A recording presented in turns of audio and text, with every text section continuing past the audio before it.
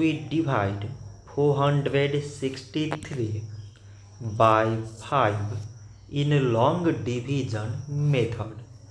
5 times 9 is 45. On subtracting, we get 1. So now we put down this 3 and it is 13. 5 times 2 is 10. On subtracting, we get 3. So now we have no any other number to put it down. So we take here decimal, so that we put 0. So it is 30 and 5 times 6 is 30. On subtracting, we get 0. So 463 divided by 5 is 92.6.